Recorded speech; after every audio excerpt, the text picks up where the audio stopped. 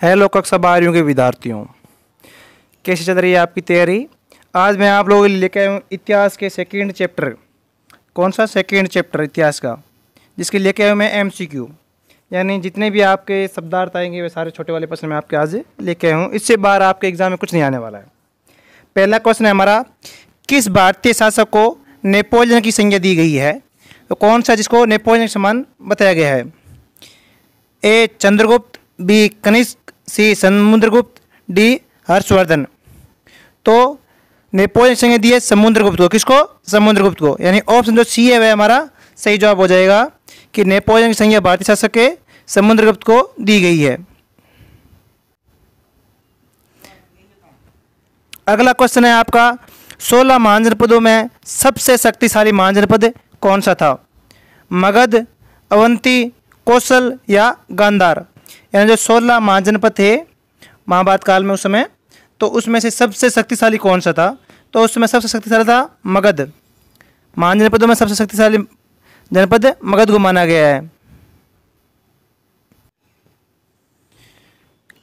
किस शिलालेख में अशोक के कलिंग विजय का उल्लेख किया गया है।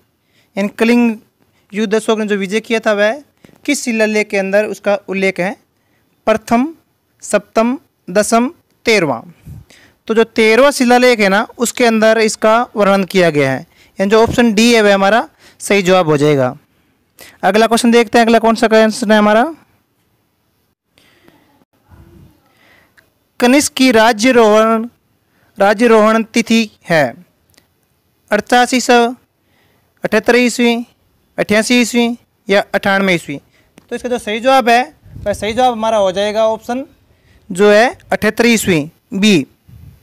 तो बी इसका सही जवाब हो जाएगा। 78 ईस्वी कनिष्क की राज्यरोहण तिथि है। यहाँ बम्मे लिखा हुआ है, यहाँ पे धम्मे होगा मेरे हिसाब से, तो आप बम्मे काट धम्मे कर लेना। धम्मे महामात्रों को किसने नियुक्त किया था। चंद्रगुप्त मौर्य, बिंदुसार, अशोक या कनिष्क। तो धम्मे महामात्रों को अशोक ने किया था नियुक्त। किसने किया था? अशोक। ऑप्शन सी सही जवाब हो जाएगा। अशोक किस वंश का शासक था। यानी अशोक का वंश कौन सा है ये भी आप हो सकता है क्वेश्चन, या वह कौन से वंश का शासक था ये भी हो सकता है। नंद वंश, मौर्य वंश, चोल वंश या गुप्त वंश। तो अशोक मौर्य वंश का शासक था। किसका? मौर्य वंश। ऑप्शन बी सही जवाब हो जाएगा। भारतीय इतिहास का कौन सा काल स्वर्ण काल के नाम से जाना जाता है। मौर्य काल, गुप्त काल, मुगल काल, अंग्रेजों का काल। स्वर्ण काल कौन सा काल माना जाता है। तो वह गुप्त काल को माना जाता है। कौन से काल को? गुप्त काल को। ऑप्शन बी इसका सही जवाब हो जाएगा। साथ साथ में मैं कुछ क्वेश्चन आप लोगों के लिए भी देता रहूँगा, जिससे कि मुझे पता चल जाए कि आप लोगों की तैयारी कैसी हो रखी है। तो जैसे ये अगला क्वेश्चन है आपका, प्रयाग परिस्थिति की रचना किसने की थी। तो इसका जवाब आप लोग मुझे कमेंट बॉक्स में बताना। आपके सामने 4 ऑप्शन हैं, आप option A, option B, option C या ऑप्शन डी कमेंट बॉक्स में बता सकते हैं कि किसने इसकी रचना की थी। चलिए अगला 9वां क्वेश्चन देखते हैं। 9वां क्वेश्चन क्या है। और मैं जल्दी आप लोगों के लिए, जब अभी तो हम सेकंड चैप्टर कर रहे हैं, फर्स्ट चैप्टर हमने सिंधु घाटी वाले कुछ क्वेश्चन दे दिए थे आपको। अब हम तीसरा चैप्टर करेंगे। 3 चैप्टर होने के बाद फिर मैं आपका एक टेस्ट क्लास लेके आऊँगा, जिसमें मैं आपको क्वेश्चन दूंगा जिसका आप लोग मुझे आंसर कमेंट बॉक्स में बता सकते हैं। अगला क्वेश्चन है आपका, मौर्यकालीन टकसाल का धान कौन था। कोषाध्यक्ष, मुद्राध्यक्ष, पण्याध्यक्ष या लक्षणाध्यक्ष। तो इसका था लक्षण अध्यक्ष। ऑप्शन डी इसका आपके सही जवाब हो जाएगा। मौर्यकालीन टकसाल का धान था लक्षणाध्यक्ष। राजत रागिणी के लेखक कौन थे। पंतजलि, वाणभट्ट, विशाखदत्त या कल्हण। तो राजत रागिणी के लेखक थे कल्हण। कौन थे? कल्हण। ऑप्शन डी आपका सही जवाब हो जाएगा। अगला क्वेश्चन देखते हैं। अगला क्वेश्चन क्या है। देखो आप ये एमसीक्यू कर लोगे ना तो लगभग एमसीक्यू में आपका चैप्टर क्लियर हो जाता है। क्यों? आपको टॉपिक को पता चल जाता है कि वह टॉपिक ये है, ये आंसर उसका वो होगा। तो उसके आधार पे आप बड़ा वाला क्वेश्चन तैयार कर सकते हो और हम जो आपको एमसीक्यू करा रहे हैं आपके बोर्ड एग्जाम में, इससे बाहर कुछ नहीं आने वाला है।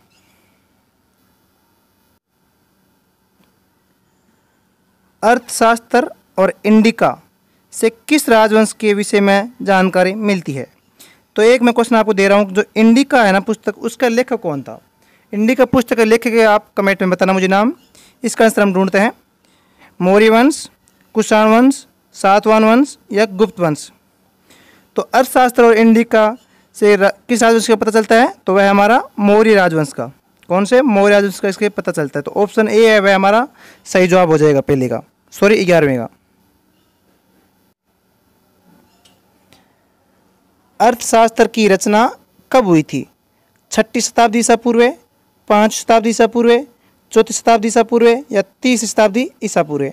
तो अर्थशास्त्र की रचना हुई थी 4ठी शताब्दी ईसा पूर्व में। ऑप्शन जो सी के अंदर दिया हुआ है वह आपका सही जवाब हो जाएगा।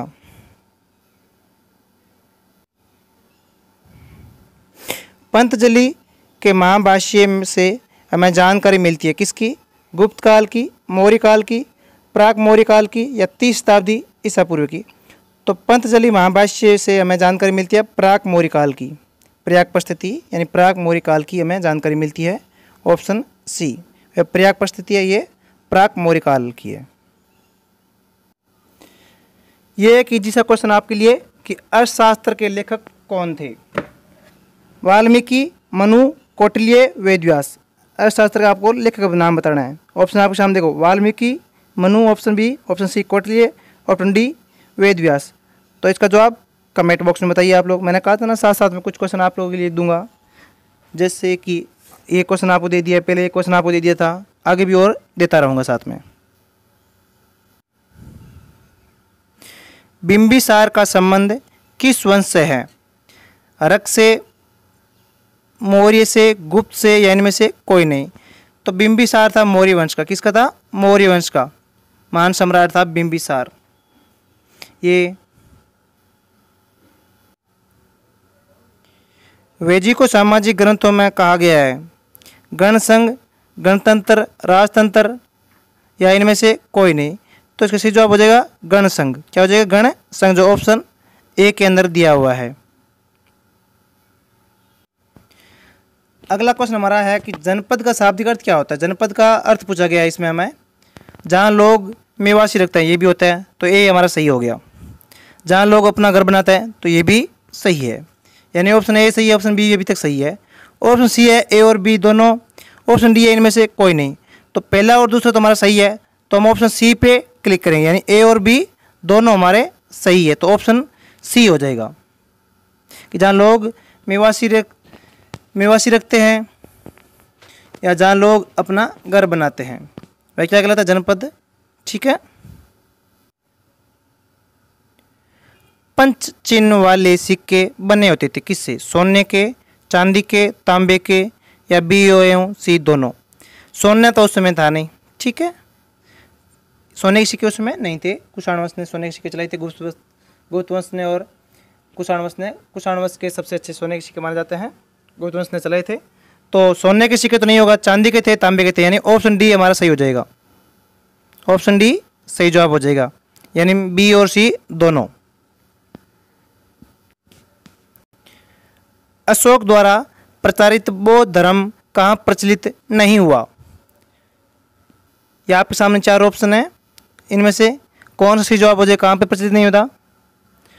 सोरिया, ब्रिटेन, श्रीलंका या जापान। तो ब्रिटेन में नहीं हुआ था। कहाँ पे नहीं हुआ था? ब्रिटेन। ऑप्शन बी सही जवाब हो जाएगा कि अशोक द्वारा जो बौद्ध धर्म चलाया गया था उसका प्रचलन ब्रिटेन में नहीं हुआ।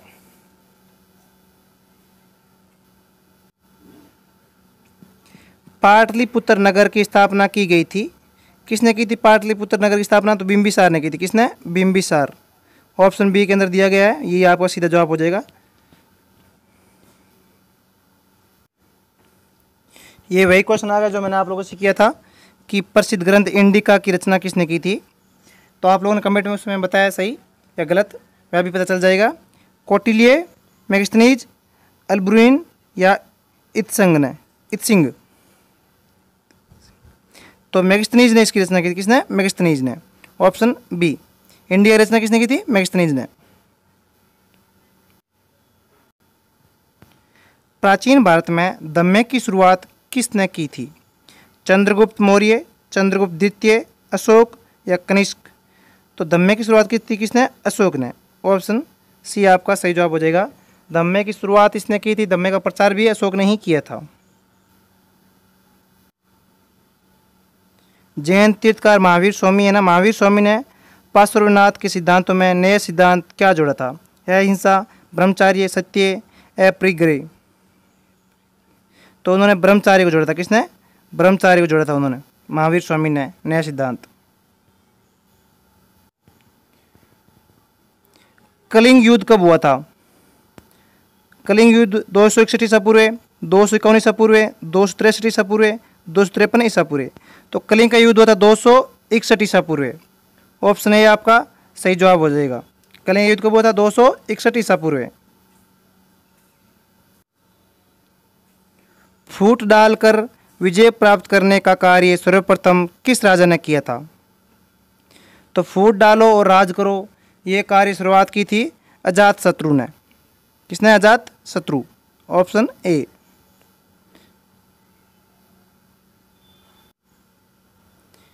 जीविक वेद किस वंश के काल में था? मौर्य, गुप्त, हर्यक या कुषाण? तो हर्यक काल में था। कौन? जीविक वेद। जीविक वेद किस वंश के काल में था? तो हर्यक वंश के काल में था, याद रखना। ऑप्शन सी आपका सही जवाब हो जाएगा इसका। अपने स्वयं के खर्चे से सुदर्शन झील की मरम्मत किसने कराई थी? अशोक, कनिष्क, रुद्रदमन या स्कंदगुप्त ने? तो अपने खर्चे से सुदर्शन झील की मरम्मत कराने वाला था रुद्रदमन। ऑप्शन सी इसका सही जवाब हो जाएगा।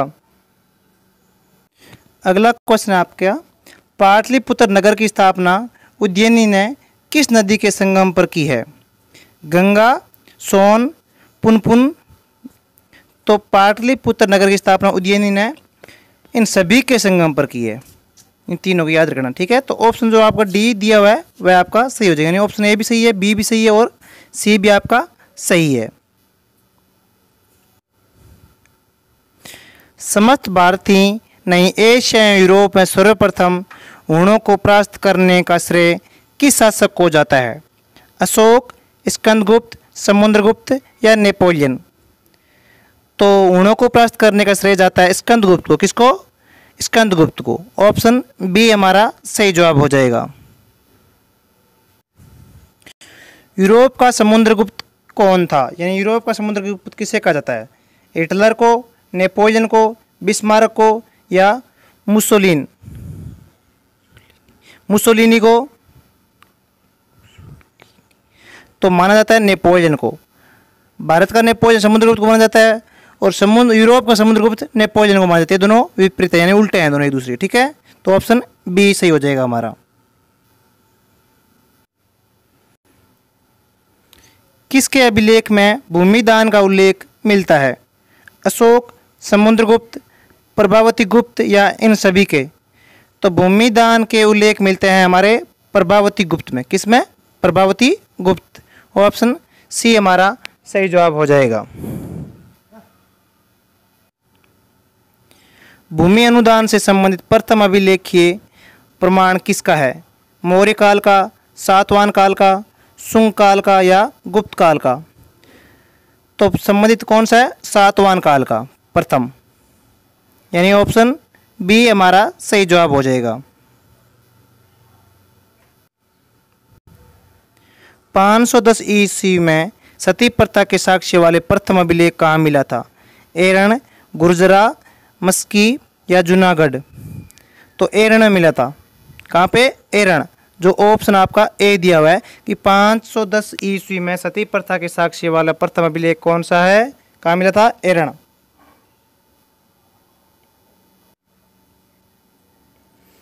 अशोक ने महेंद्र और संघमित्रा को बौद्ध धर्म के प्रचार के लिए कहाँ भेजा था? श्रीलंका, ब्रिटेन, बांग्लादेश, पाकिस्तान। देखो ब्रिटेन तो काट दो क्योंकि ब्रिटेन में तो प्रचार नहीं हुआ था बौद्ध धर्म कभी भी, ठीक है, प्रचलित नहीं हुआ। तो इसका सही जवाब हो जाएगा श्रीलंका को भेजा था। कहाँ पे भेजा था? श्रीलंका में भेजा था। किसको भेजा था? महेंद्र और संघमित्रा को।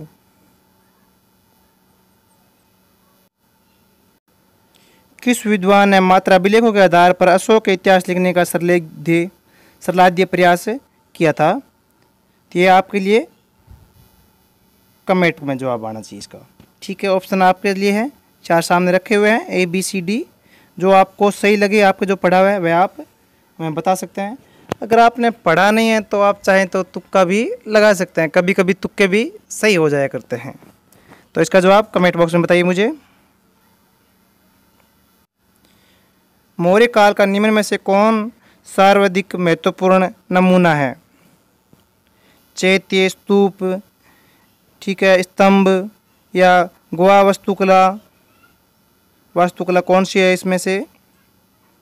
स्तंभ या स्तूप, बताइए मुझे। इसका जवाब जल्दी आप लोग कमेंट बॉक्स में बता सकते हैं मुझे कि इसका सही जवाब क्या हो जाएगा। आपके सामने ऑप्शन दिए हुए हैं, इसका सही जवाब आप लोग मुझे कमेंट बॉक्स में बता सकते हैं। तो जो इसका सही जवाब है वह आपके हो जाएगा स्तंभ। क्या हो जाएगा? स्तंभ। ऑप्शन डी आपका सही जवाब हो जाएगा इसका। गुप्तों के काल में कौन चीनी यात्री भारत आया था? तो वह था फाहन। कौन था? फाहन। जो ऑप्शन बी के अंदर दिया गया है, गुप्तों काल में ये चीनी यात्री भारत आया था। चलिए अगला क्वेश्चन देखते हैं। मेगास्थनीज भारत में किसके दरबार में आया था? चंद्रगुप्त मौर्य, बिंदुसार, अशोक या पुष्यमित्र शुंग? 4 ऑप्शन आपके सामने है कि मेगास्थनीज भारत में किसके दरबार में आया था। तो जो इसका सही जवाब है वह, इसका सही जवाब क्या हो जाएगा? सही जवाब हो जाएगा इसका ए। जो ऑप्शन में ए में दिया हुआ है, यानी चंद्रगुप्त मौर्य के समय वह भारत आया था, यानी मौर्य दरबार में आया था। कौन? मेगास्थनीज। चलिए अगला क्वेश्चन देखते हैं, 39 नंबर हमारा। ये क्वेश्चन भी आपके लिए, क्योंकि आपको बताया हुआ है कि समुद्रगुप्त की जानकारी होती है किस ग्रंथ से होती है हमें, ठीक है, किस परिस्थिति से होती है, किस अभिलेख से होती है, किस परिस्थिति है या अभिलेख है, दोनों में से आपको बताना है। अगर परिस्थिति से है तो आपके सामने एक ही है, पर्याय परिस्थिति। अगर अभिलेख से है तो अभिलेख आपके सामने 3 है। हम तीनों में से आपको सही कौन सा है, इसका जवाब आप लोगों में कमेंट बॉक्स में बता सकते हैं। 9 रत्न किस शासक के दरबार में रहते थे? अशोक, कनिष्क, समुद्रगुप्त, चंद्रगुप्त और विक्रमादित्य? तो इसका सही जवाब हो जाएगा चंद्रगुप्त और विक्रमादित्य के दरबार में 9 रत्न रहते थे। एक याद रखना, अकबर के दरबार में भी 9 रत्न रहते थे। अब आपको बताना गंधर्व बाईसी किसके दरबार में थी? क्या थी? गंधर्व बाईसी किसके दरबार में थी?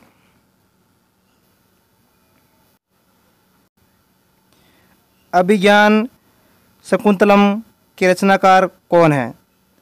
तो शकुंतलम के रचनाकार थे कौन? कालिदास। कौन थे? कालिदास। जो आपके ऑप्शन ए के अंदर दिया हुआ है। ना तो कोटली था, ना सुघोष था, ना वाणभट्ट था। तो इसका रचनाकार कौन था? कालिदास था। प्राचीन भारत में अभिलेखों की शुरुआत किस शासक ने की? चंद्रगुप्त मौर्य, अशोक, चंद्रगुप्त या समुद्रगुप्त? तो प्राचीन भारत में अभिलेखों की शुरुआत की थी अशोक ने। किसने की थी? अशोक। ऑप्शन बी आपका सही जवाब हो जाएगा।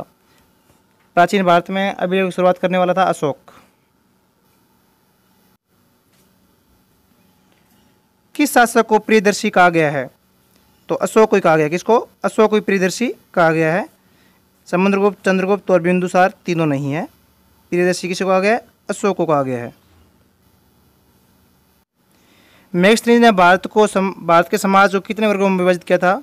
तो मेगास्थनीज ने भारत के समाज को विभाजन किया था 7 में। कितने में? 7। ठीक है, याद रहेगा, 7 वर्गों में इसको विभाजित किया था इसने, भारत के समाज को। किसने? मेगास्थनीज ने। एलोरा में कैलाश मंदिर किस राजवंश ने निर्मित कराया था? देखो, एलोरा गुफा पड़ती है महाराष्ट्र में, और महाराष्ट्र आता है दक्षिण में, और दक्षिण में था राष्ट्रकूट वंश का शासक। किसका था? राष्ट्रकूट वंश का। तो जो ऑप्शन डी है वह हमारा सही जवाब हो जाएगा।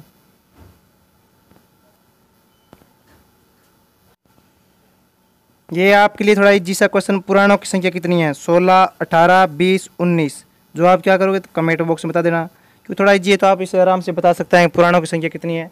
आपने गीता भी पढ़ी होगी, कहीं ना कहीं सुनी होगी, तब आपको पता होगा पुराण कितने हैं हमारे।